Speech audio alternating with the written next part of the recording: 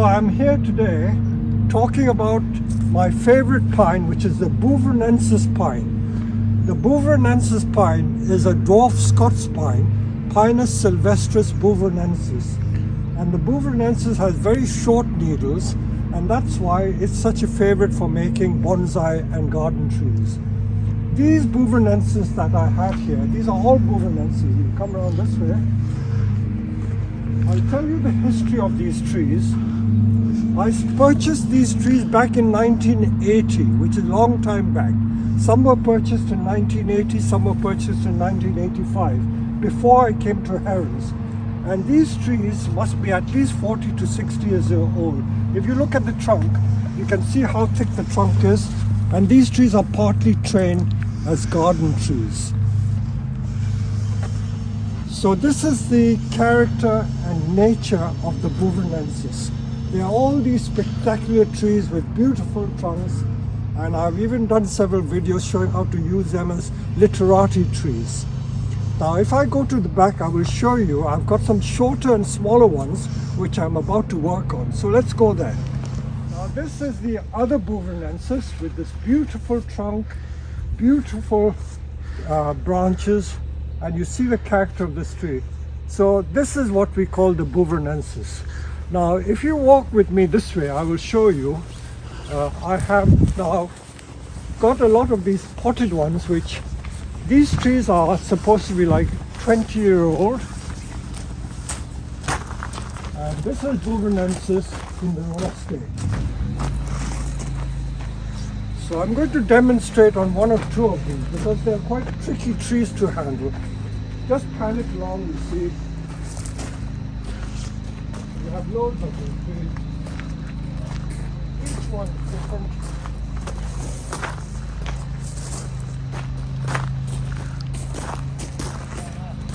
So this is Beuvronensis for you.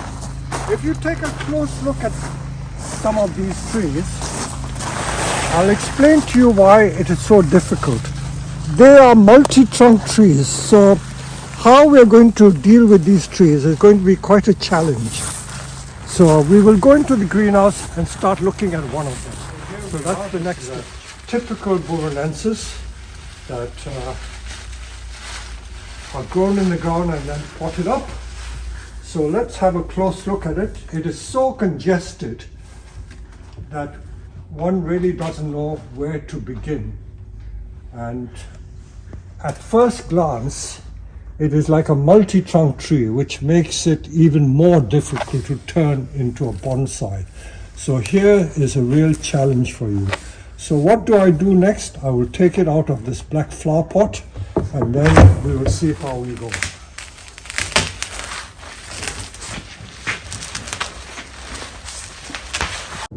So we're ready to pull it out of the pot. So remove the pot and we put the root ball back on the turntable. Look at the lovely mycelium. All the white stuff is the beneficial fungus. Okay, so we'll put it on the turntable.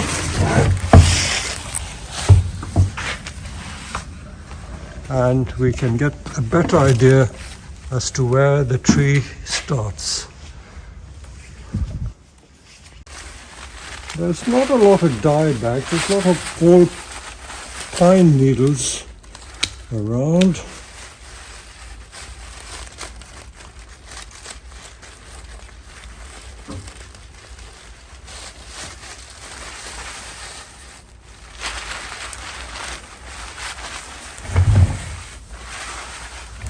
You see what we call a classic situation where we don't know where to begin. There is a semblance of a central stem.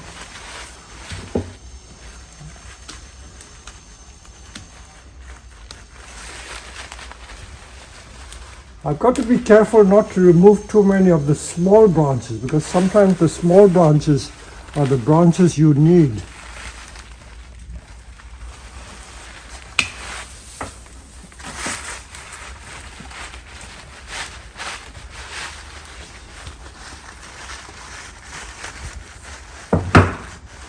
And of course, having a lot of low branches helps to thicken the trunk at the base.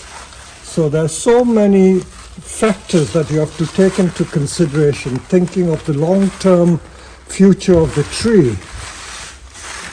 So just cutting willy-nilly is not really what I'm doing. I'm carefully thinking what I need to cut in order to get the best results.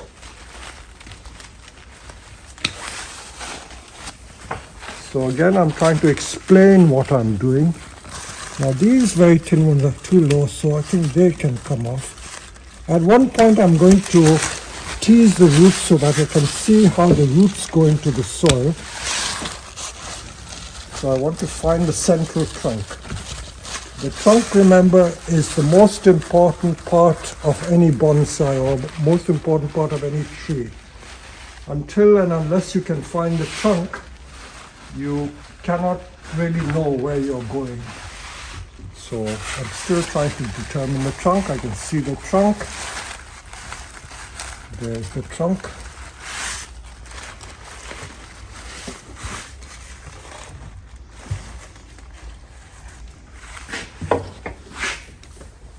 And what I'm now going to do next is to tease away at the surface to reveal the root base, or want of a better word, the nebari.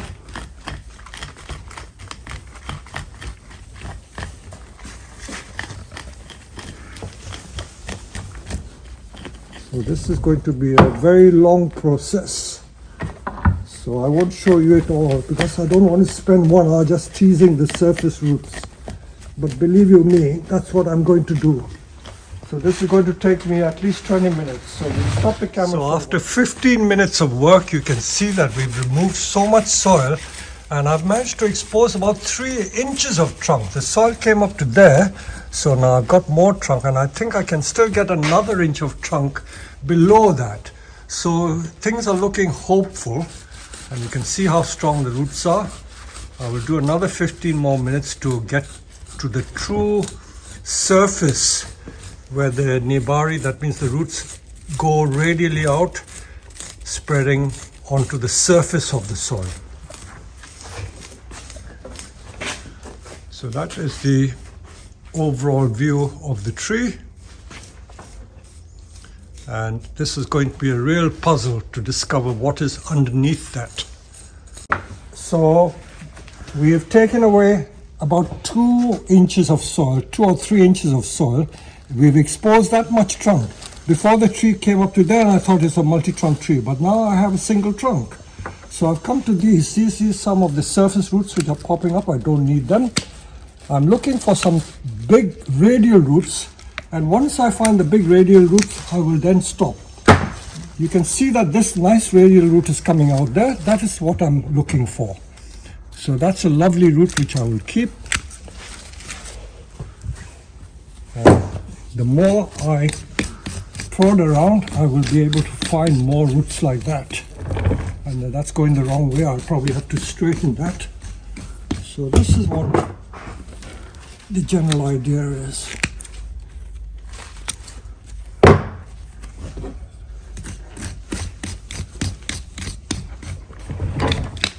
Look at the lovely trunk. Look at that lovely trunk. See, look at that lovely root there.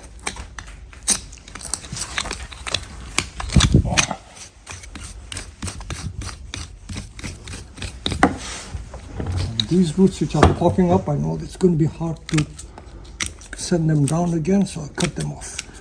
I know that there's enough root below. Let me have this little rake.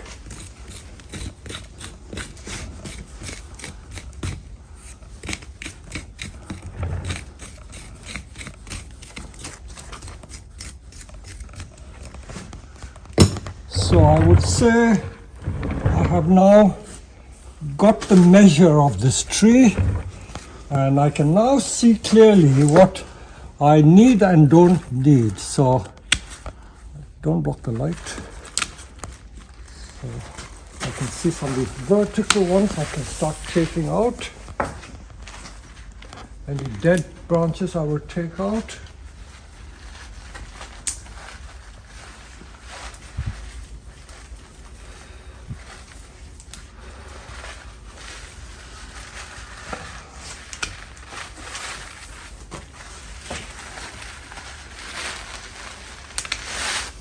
Actually, you should look in here to see. It's like a bird's nest.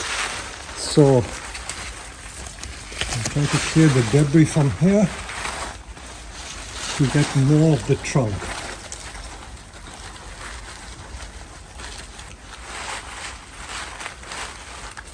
Okay, now let's take a view from the side looking into the trunk like this.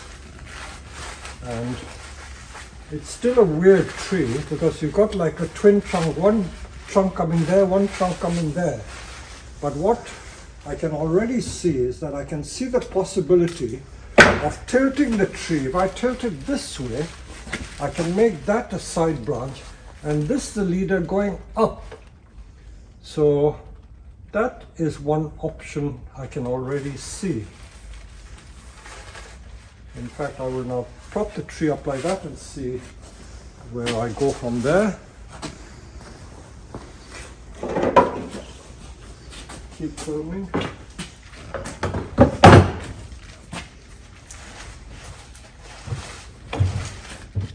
So I'm going to prop the tree up, tilt it. So this is where I'm going to make a major decision as to what the style of the tree is going to be. So it's going to be like an informal upright, like the trunk going there and coming back like that, like an S shape.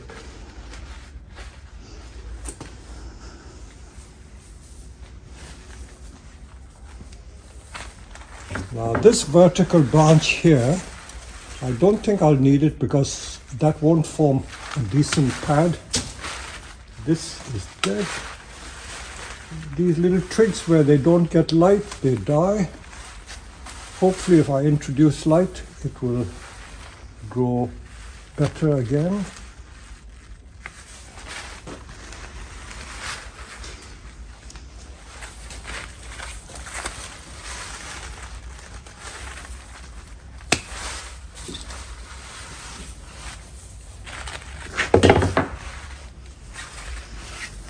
Method of elimination. Okay, I've got another branch here. I probably won't need this one.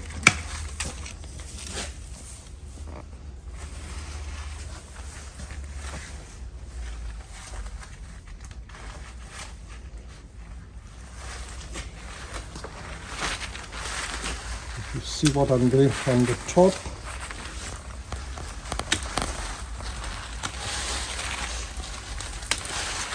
A lot of dead debris here.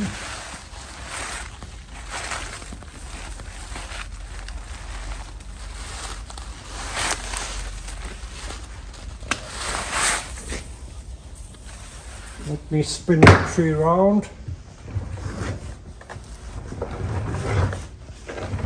This is the other side.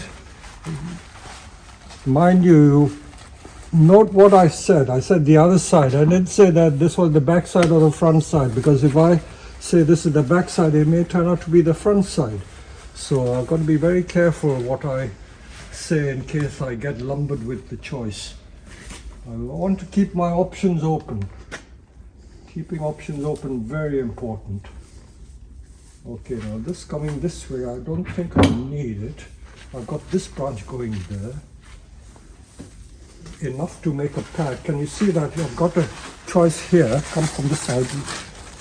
See this branch and that branch. I will keep the lower branch and not the top one. Let's take that out.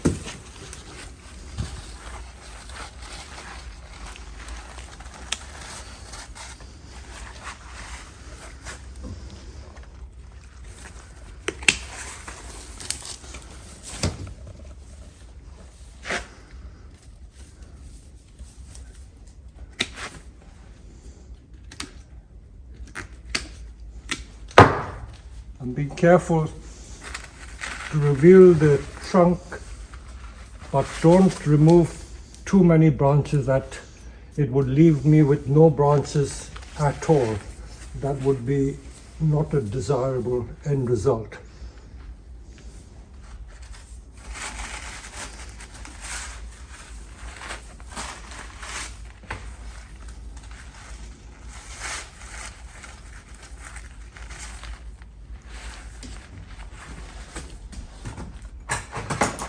It's not often I use the bonsai branch cutters, but I will use it on this occasion.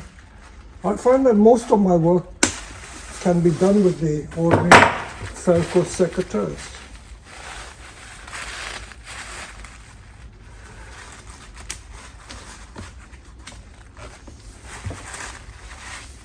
So again, just to remind you, I'm not being paid a commission by Felco, but I just love the Felco secateurs. They're a beautiful tool to work with. So what I thought was the back, I'm beginning to consider the front. So let's see what the other side looks like.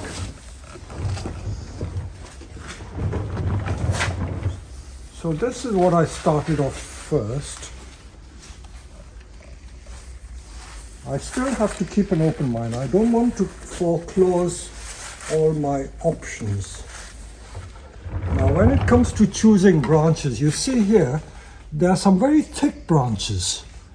And I know that I probably won't need all those thick branches. Branches like this are more usable than these very thick ones. Although you can always make a double layer of branches, so I've got to bear that in mind as well. So there's so many imponderables to bear in mind, just to give you more options.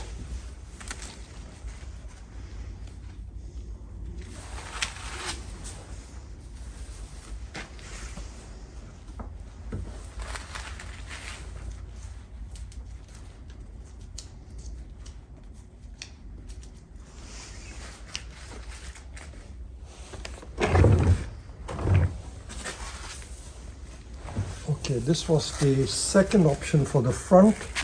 It still looks very promising. Now this strange branch I don't think I'll need because I think I've got enough over there. Got enough branches here.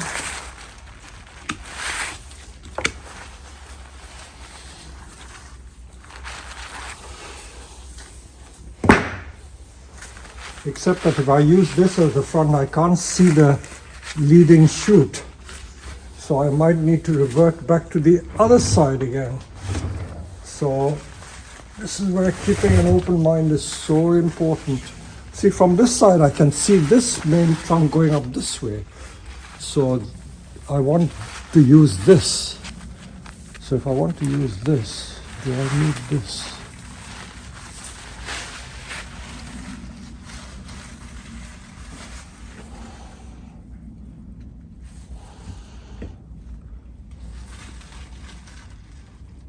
I think I will stick with this because I can see this trunk line better from this side. So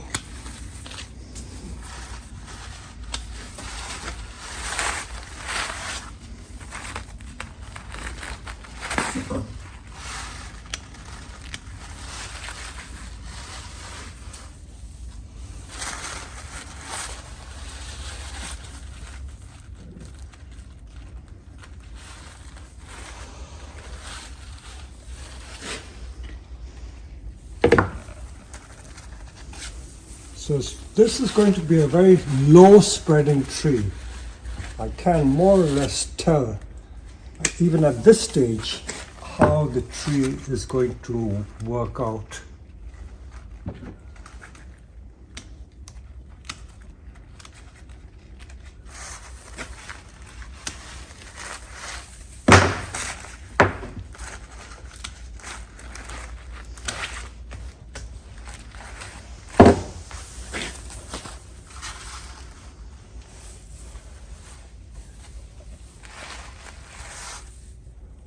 So I can see that this is going to be the leader. If I'm going to use this as the leader, I might as well take this off rather than cause confusion. Let's take this one off. This is going to be the leader, to take this off. One less choice to make. And if I don't want it that tall a tree, no, I better not go mad. I'll keep that because I think I can remove this, but let's keep that for a moment. In case I take too much off, ingrowing branches I'm going to take out.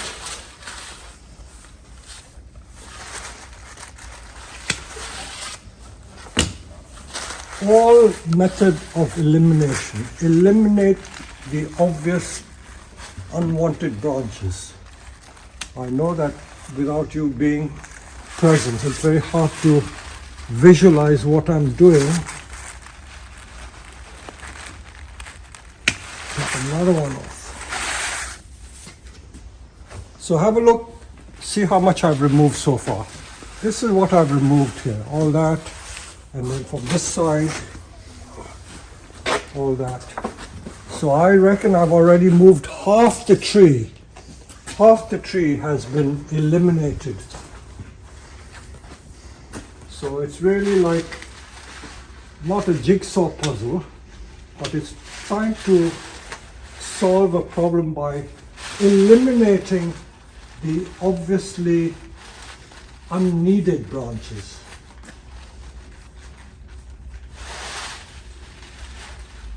So we shall continue to work away.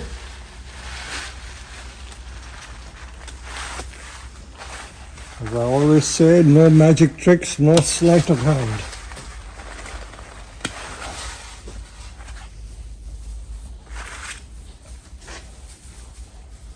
So if you stand back, you can get some idea as to how the tree is shaping.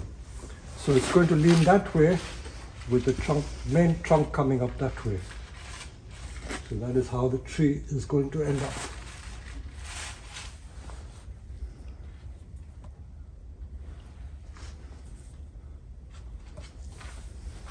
Still a lot of material to work with. Lots of choices, lots of choices.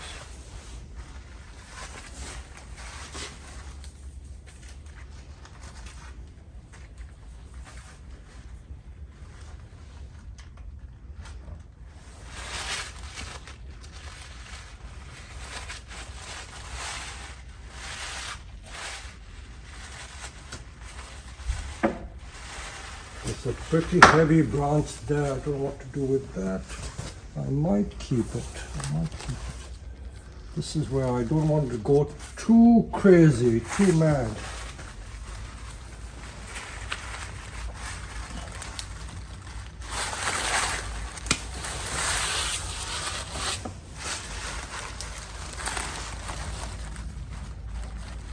I know that's like taking a wrong turning in a road. If you take a wrong turning in a road, you can go down the blind alley, but you can turn back and retrace your steps. But with a tree that you've been working on and you cut the wrong branch, you can't stick the branch back.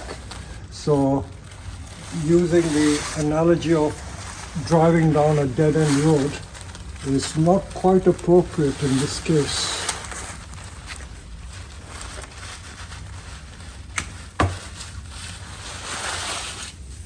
Okay.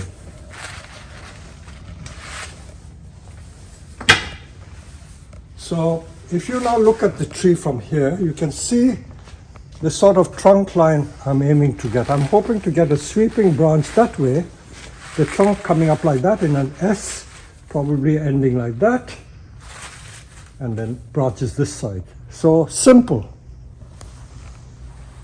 I just want to point out some major decisions that need to be made now. So if we look at this tree here, there's a cluster of 3 branches, 1, 2, and 3. So those 3 seem to be a bit much, and I think 2 of those need to be removed. So I'm inclined to remove this one and this one so that I can see the trunk. Although this is the back side, I think I've got enough here to keep this one, but remove this one and remove this one. It's what I'm doing here. So I'm just going to tidy the trunk. I don't need some of these stubs for gins. I'm not a great lover of gins. People put gins just for putting gins. Gins are appropriate in the right context. If it's not in the right context, you don't need to have it. So I'm trying to tidy up the trunk so that I can get a better idea as to how the whole thing is going to lie. I can start wiring some of the pads to give me a clearer idea as to where I'm going. Because on this one, I can do like a double layer. One layer here and another layer at the top. So I can now start doing some wiring. And because this line here, I want the trunk to go that way and this way, I may have to do a bit of trunk splitting here to be able to bend this. So that's going to be split with the trunk splitter, this part. So I have more or less sorted the design of the tree from that very brief episode. We worked for only like maybe 45 minutes. Most of the time was teasing the root ball, getting to the base of the tree to find the nebari or the root base, and then we will take it from there. I'm now going to tie these branches together so that they're not in the way of me working on the other side. So I'm going to just put a piece of wire and keep the cluster of branches out of the way. So that's not wiring, I'm just making space for me to work on. And I'm now going to figure out how I'm going to wire these pads. So that is going to be a job in itself.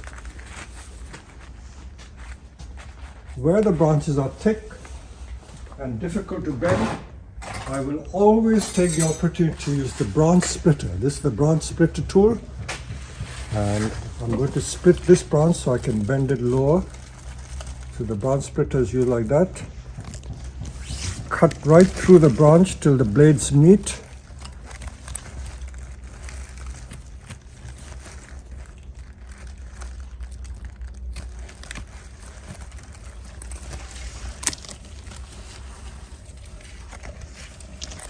Make it easier to bend. Not too close, otherwise you wouldn't. Is it focused? Yep.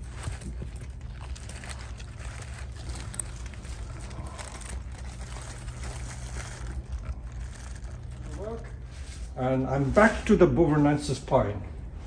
To recap, it came as a big bush and we thought it was a multi-trunk tree because the soil levels were like that. And this is the amount we have removed.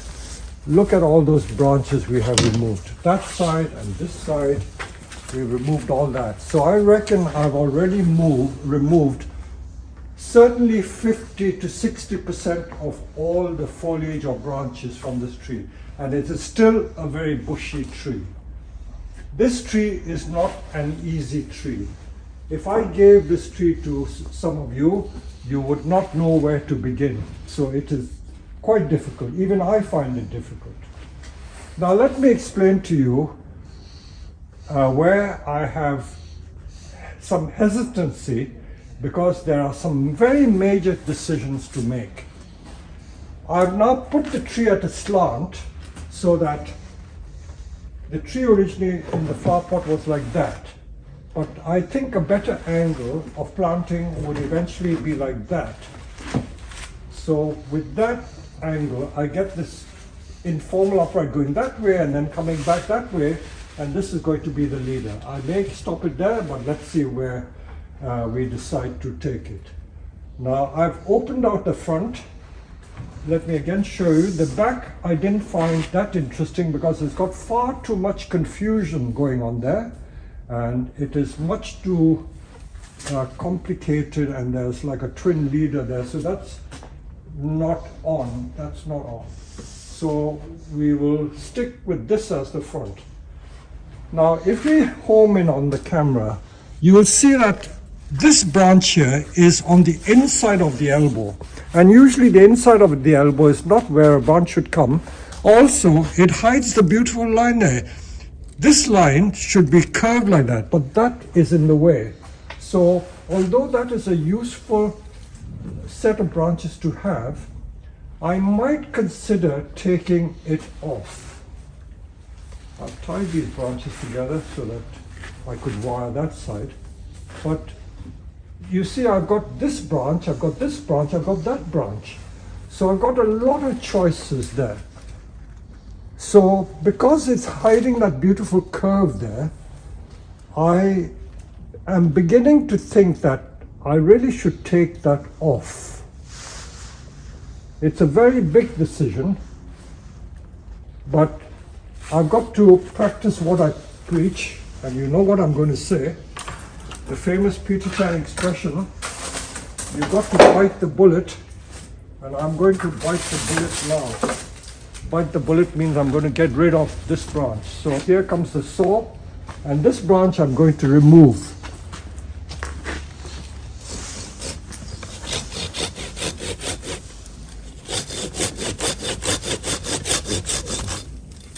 There you are, that's gone. That branch is out. I've taken it out so that it has a better line there, curving in there. I can always refine that a little more. So that's take it out.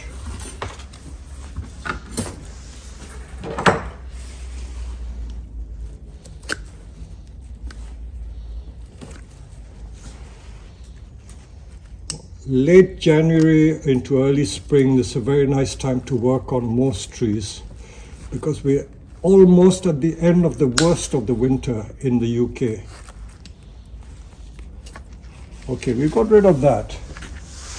But getting rid of that hasn't solved our problem because there's another nasty branch at the back there. This congestion of branches there, and if I look at it from the front, this branch here still spoils a lot of the potential of the tree. But because it's such a major branch, I've got to be careful what I remove now. Okay, this is going to be one level, this is going to be one level. I can wire these.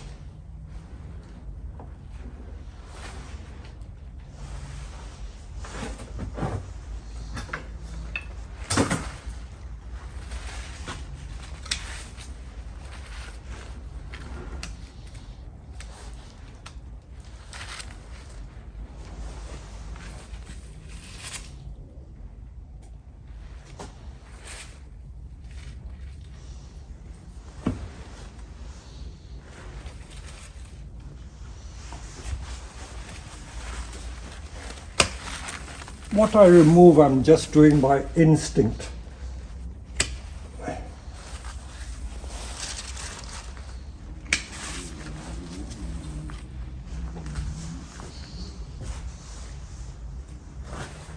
This branch here is kicking back on itself.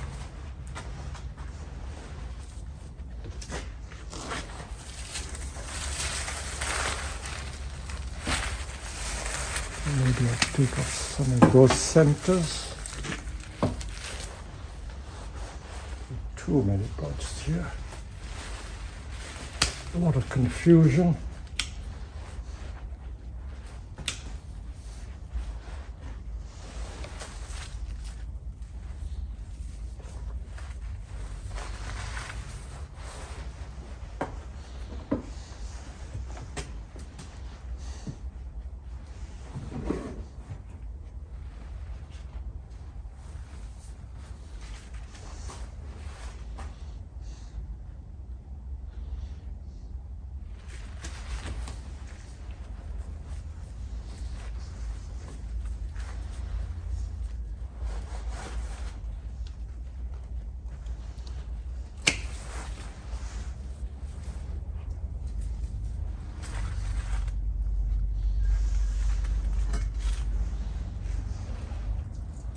You can see there's going to be a lot of fine wiring to do.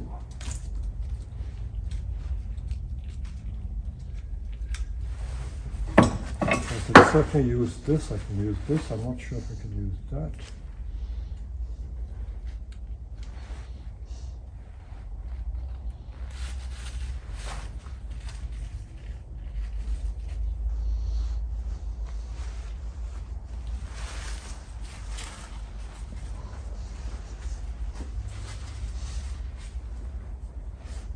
Okay, I'm going to do some wiring now.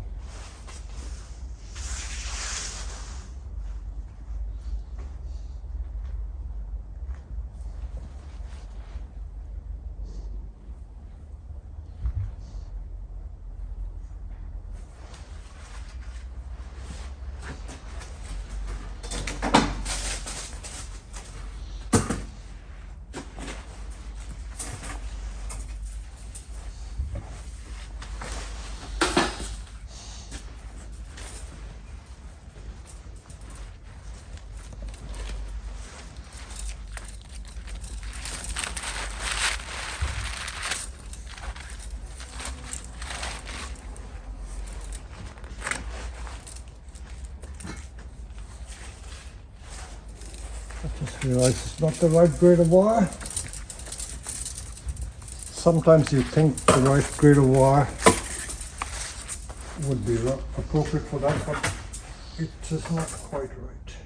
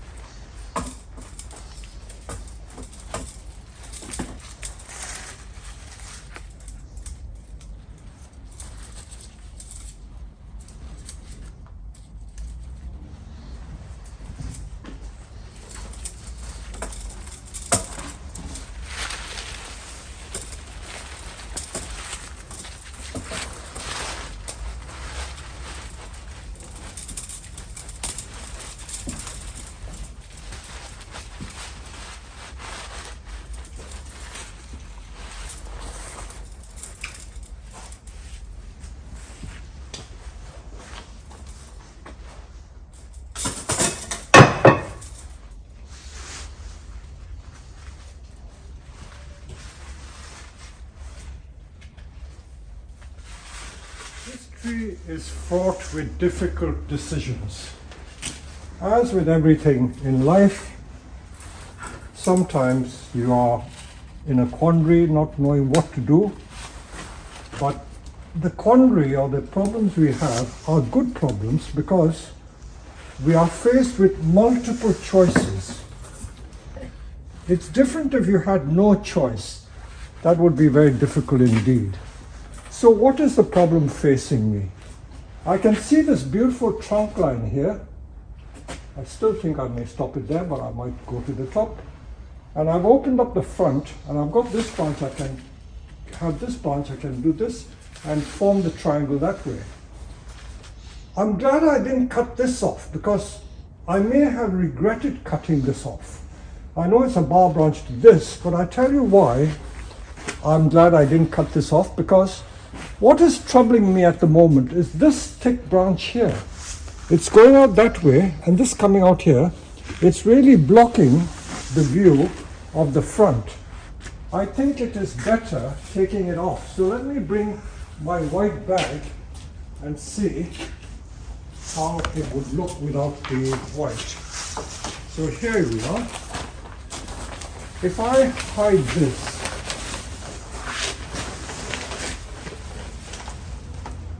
I see the front much better, and I can just keep that back branch. So although I've taken the trouble to wire it and all, it somehow doesn't work. It somehow doesn't work. But I was telling you I'm glad I didn't take that off. If I keep that, that can come in here and fill that space. So let me bite the bullet and take this off.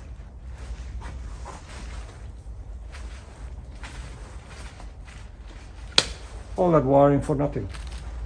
I've taken that off. You can see the front better now. And I can then do a bit of trickery and bring this here to hide this here. I can keep this as a sacrificial.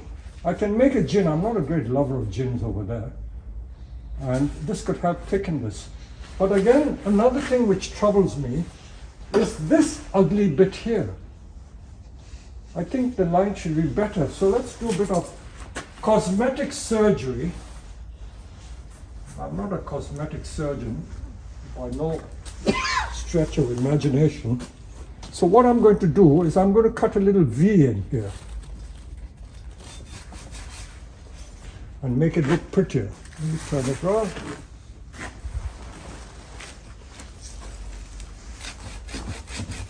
I'm not cutting the branch off.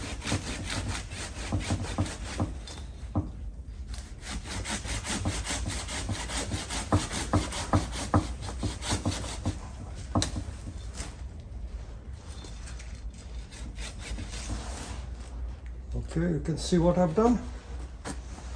I'm cutting a V-shaped piece out from here.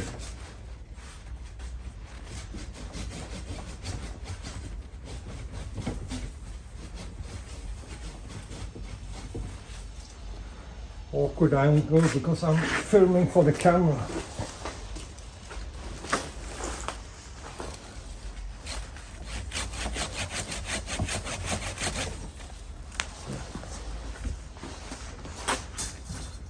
I've taken that V out because I will eventually try and bend this down. Even if I don't bend it down, I will have created a better shape for the line. So, this gives it a slightly better shape. I will seal it because I can't rely on the sap to seal it, just to be on the safe side. I will seal it there. So that makes the branch look a bit thinner over there. So these are lots of very long-term things that I'm doing. I'm not in a hurry to do it straight away because I know that in the long term it will come good. So I've got rid of that ugly branch, so I can now fill the space with this branch here. Actually, if I so wanted, I could remove the whole of this, but I will keep it for now. It will help to thicken the branch. So we do this. So you can already see the shape of the tree now. It's quite obvious what it's going to be. Okay, we wire this.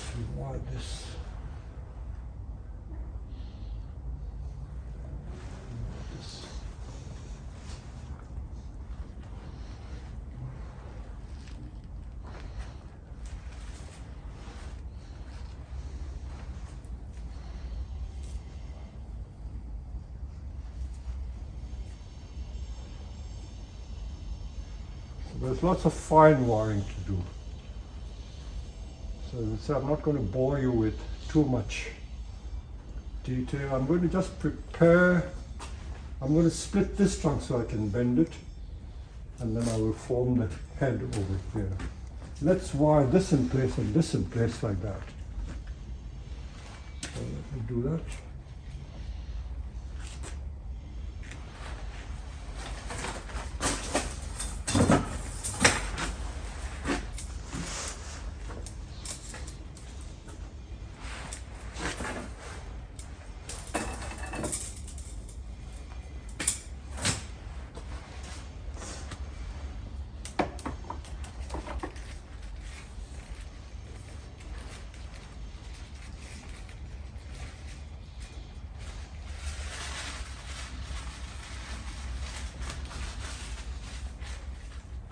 I've mentioned before that pines are very fast growers, so I can see myself removing some of these wires, certainly by the late summer, because they thicken so fast I don't want to scar the branches too much. I usually leave the wires on the trunk if I'm going to thicken the trunk, so I leave the wire embedded. But for branches I prefer not to leave the wire stuck in the trunk forever.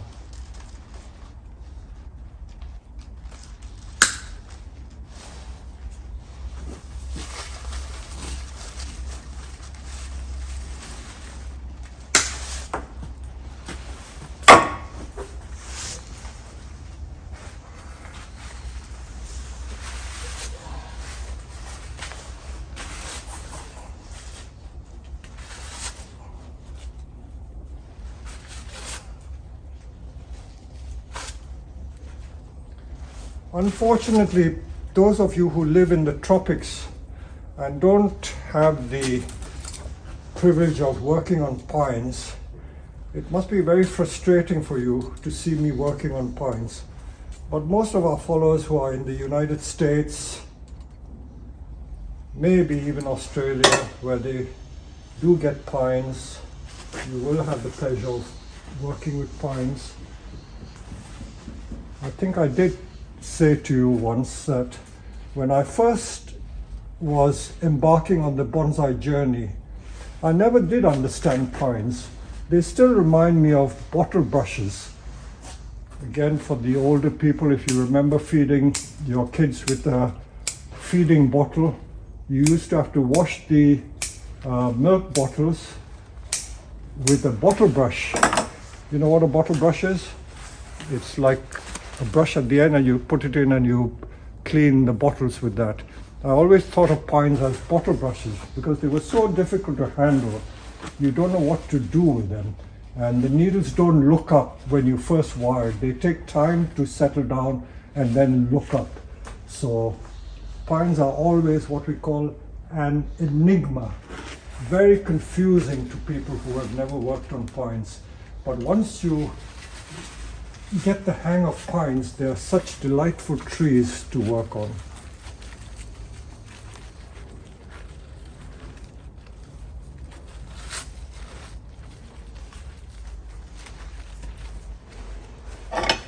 So we're lucky that we have the native Scots pine, Pinus sylvestris, and this is which we call the Beuvronenesis, really a Scots pine, but a dwarf variety called Pinus sylvestris beuvronensis.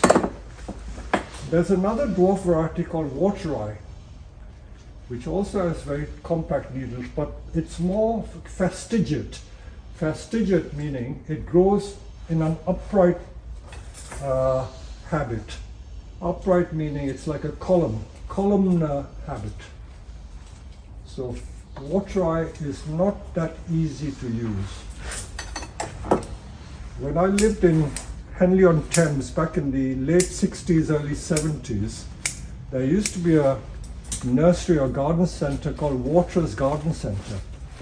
And Waters was a big name, and I think the water-eye pine was really named after this nursery.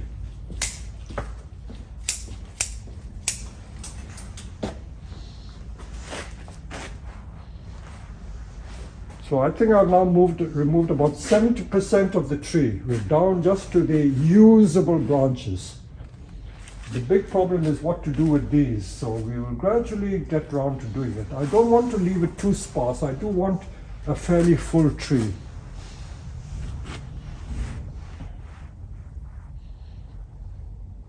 So the next question is, how far do I take the tree up? I'm keeping my options open. I could end the tree over there, but looking at the overall height, that might still be a good height. Now the other issue is this upright branch coming there. What do I do with that? I could easily cut that off, but if I cut it off, I may leave too much of a bare patch. It might become too bare.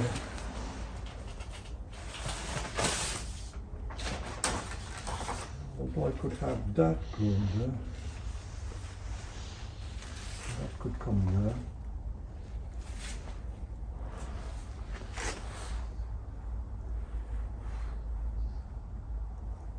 I think we have to bite the bullet. So this is the issue here, this branch here. So if I bite the bullet, I'm going to take it off.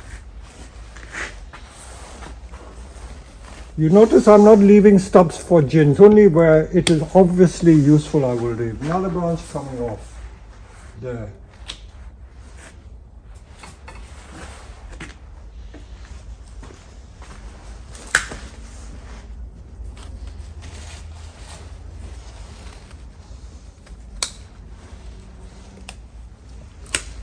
As a matter of interest, I'm going to count the rings on that branch I just cut off, because you don't realize how fast these trees grow.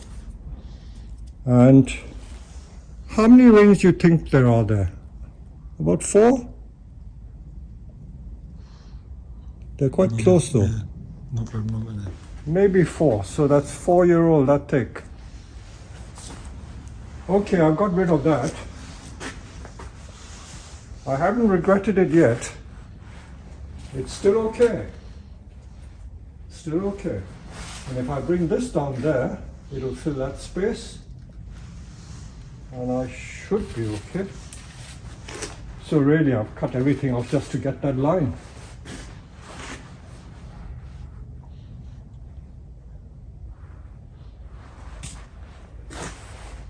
So we've got that. This.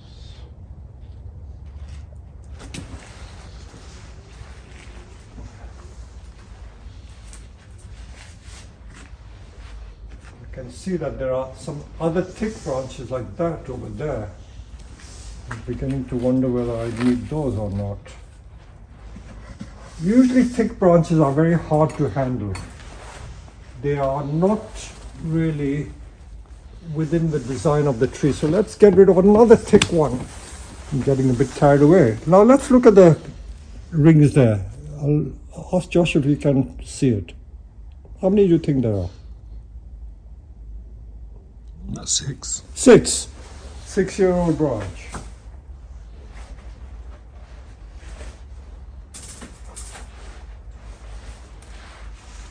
I know that for most people who are just embarking on their bonsai journey, taking these decisions must be very, very difficult.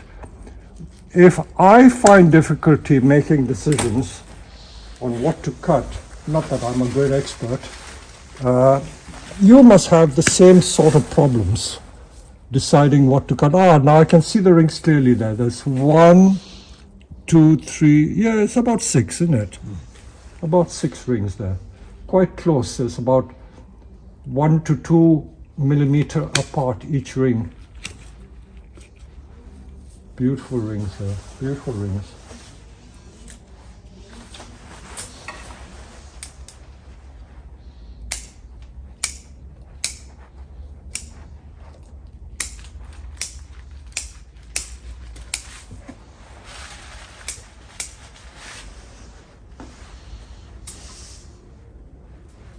Okay, come back to the front.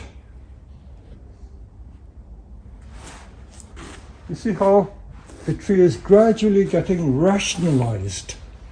You're beginning to see the tree, the shape of the tree. That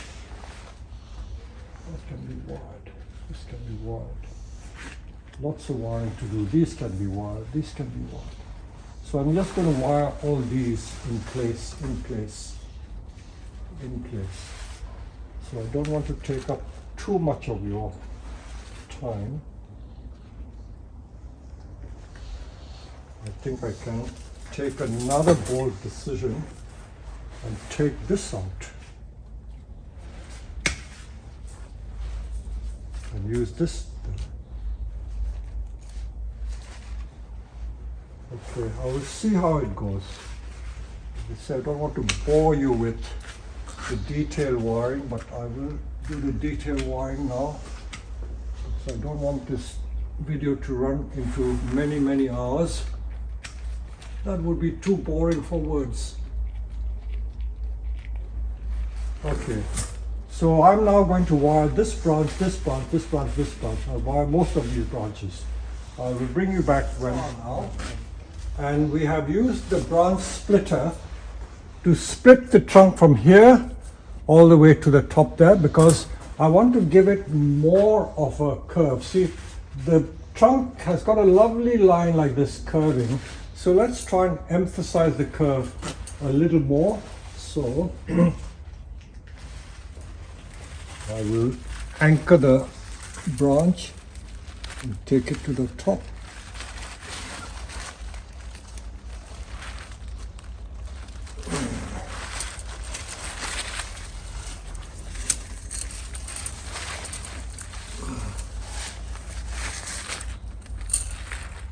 Should not have wired that first anyway.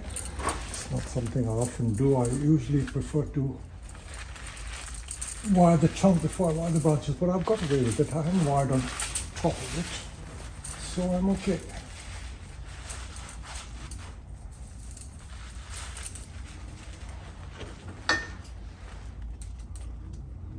I usually find that if you put a double coil of wire, it is more effective than just using a single coil.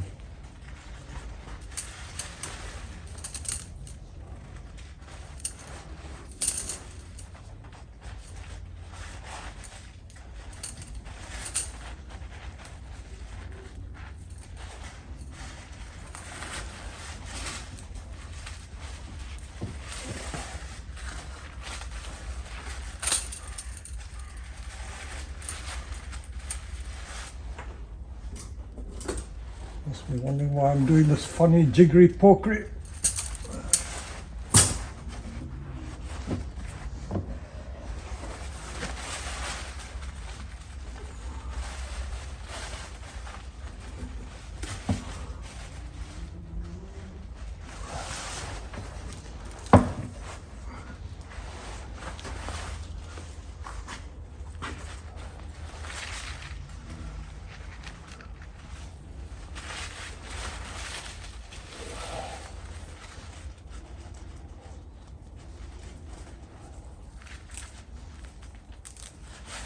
quite okay to pull the needles off like that.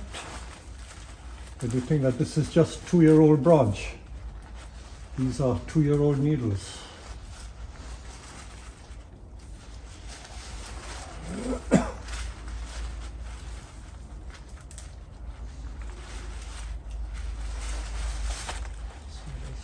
Bend it. Beuvronensis, I should mention, are quite brittle like maple trees, and unlike the ordinary Scots pine, the Beuvronensis can be brittle. So those of you who are working on Beuvronenesis, please take care, take note. It is not a forgiving tree.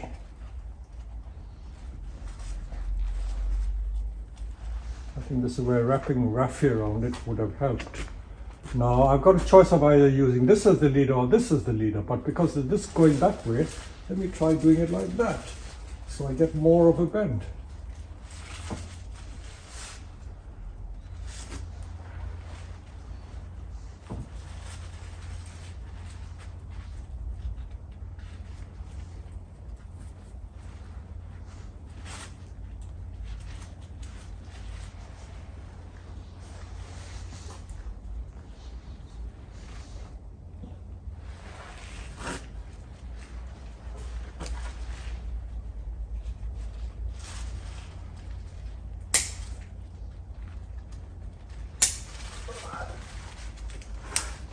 I'm just taking the tips out as always.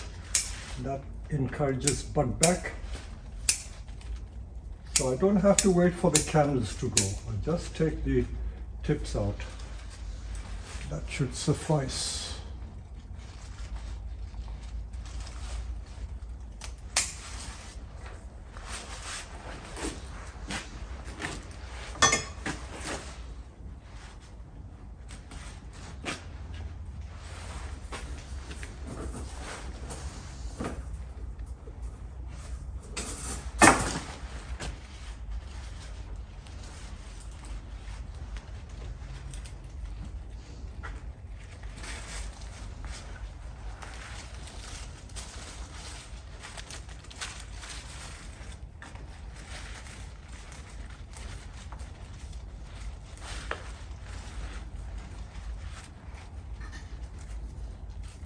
So this has turned out to be just an ordinary informal upright tree, but the choices and decisions that were involved in creating it, I hope you've been able to figure out how I took these different decisions.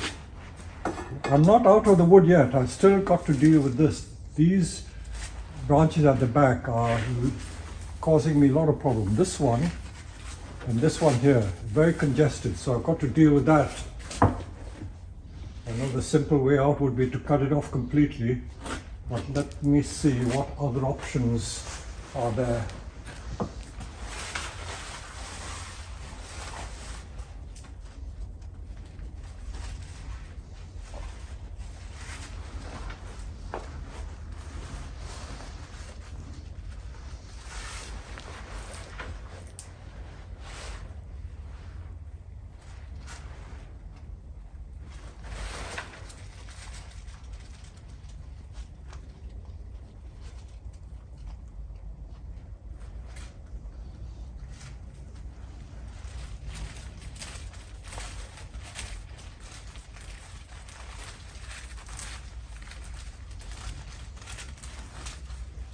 Do that so that it looks more complete. So that's what's been done there.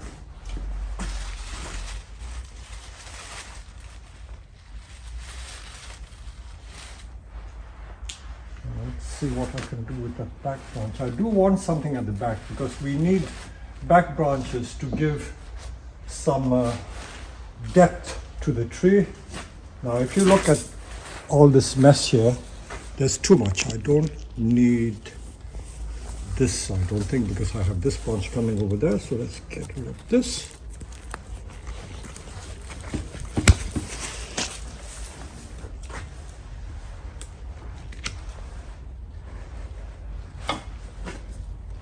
Always method of elimination. Elimination all the time.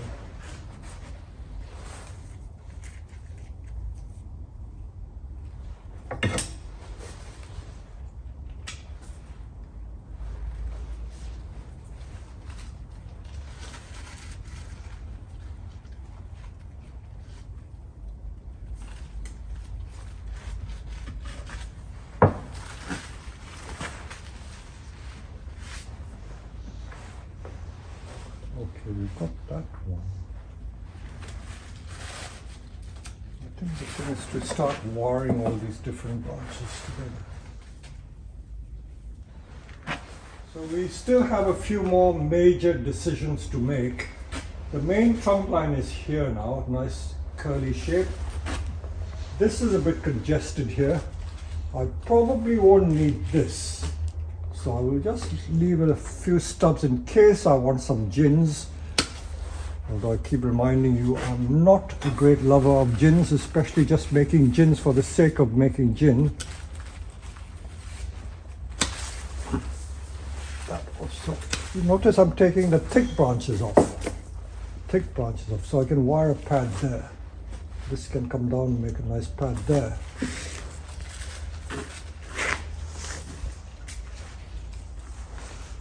In fact, this may be too thick. Take it off.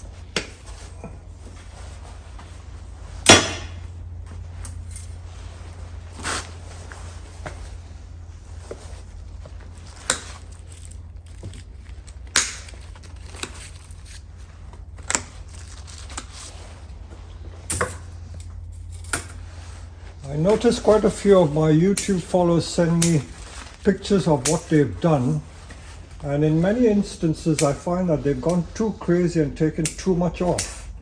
So it's better to have a fuller looking tree than one that is too sparse. So although you can see me cutting off at random, what may seem at random, don't get carried away. You don't want the tree to be completely bald.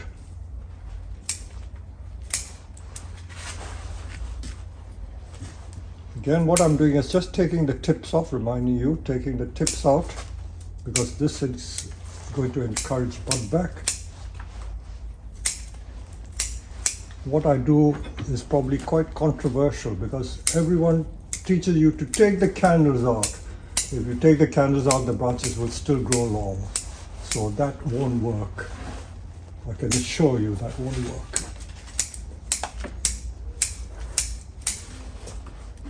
Okay.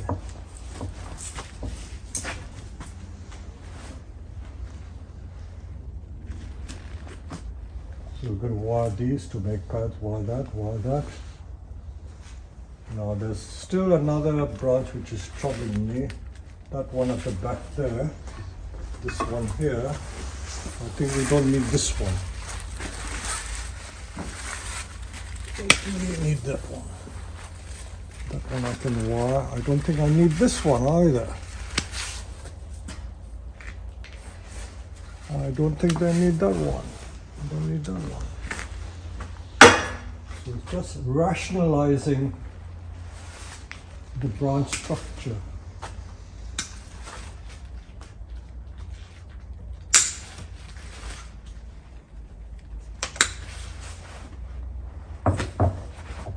I think that is all I'm going to remove. We can, towards the end, refine some of those gins, flatten everything.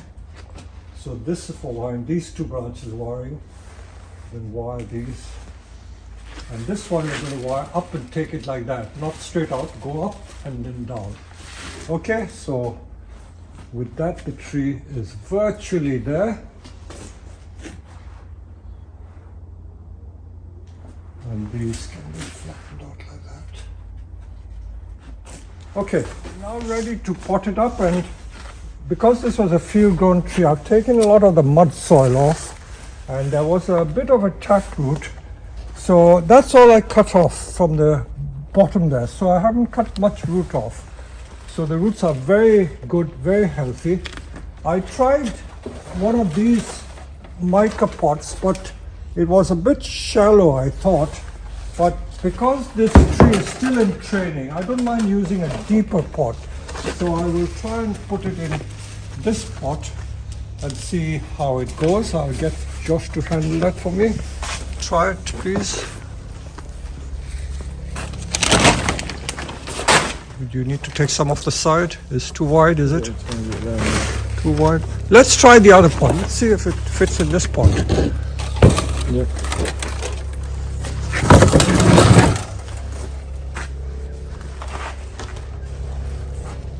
I think we can tip it out. Yeah, that's more comfortable. I don't want to cut more root than I need to, because trees which are being trained need to have ample space for it to grow. So we'll just prepare this pot.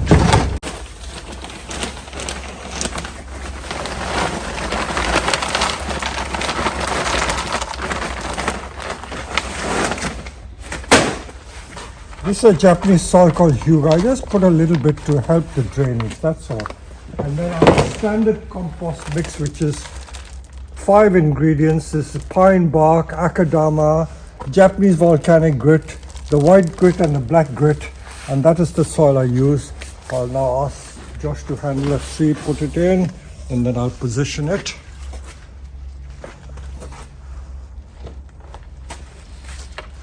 Okay, now let me just see. I don't want to put it in at this sort of angle. Hoi! Actually, it's not too bad like that. That wasn't the original design though. The original design was for the tree to be tipped at an angle like that. But I don't think that is too bad like that, isn't it? What do you think, Josh? What's up here on the way? This is okay, isn't it? Because the original design was to tip the tree more like that. But I think this should be okay. I'm not too fussed about it. The trunk's still nice. Huh? That angle's trunk's still good movement. Like this is still okay, isn't it? Yeah. Maybe I'll take a little more soil off the bottom to make it fit. I'll have to ask just to hold it. Take it out. Let me remove the pot. Oh! Okay. Just take another couple of inches off. There's only mud. Make sure you don't break the root, that's all. Don't break any root. That's the original mud soil. Plants growing in the mud, in the open ground is fine, but once you put in a bonsai pot, you need a more open mix. As I've always said, you can grow your bonsai in mud soil, in a bonsai pot, but they would grow better if the soil mix is a much more open mix. And this is a very sandy soil. Pines like sandy soil. Those of you who go to the coast, like Bournemouth, Norfolk, all these places where pines grow, you don't need too much. Okay, just a little bit. I don't like removing all the soil off a root ball. That's asking for trouble. A little more soil from here you can remove, but don't remove everything. Yeah, maybe from the center. Now let's try and see if it fits the pot. Put it in there. We don't need to.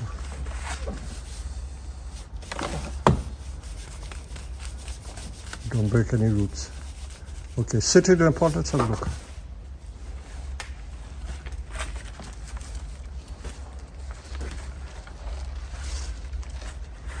I think it sits, isn't it? It's not too proud? No. Yeah, okay. All right, if you hold the camera, I'll tie it in the position.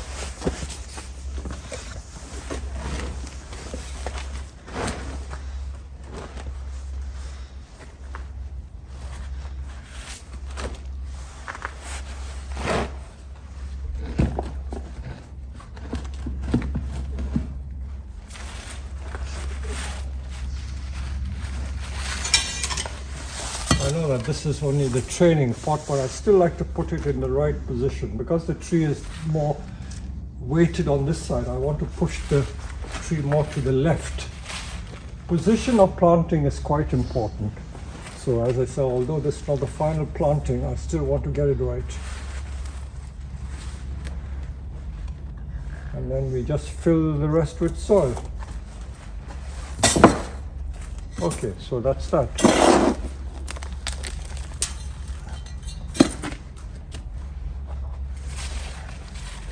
I'll tie it in first because it may get out of position if I start packing the soil.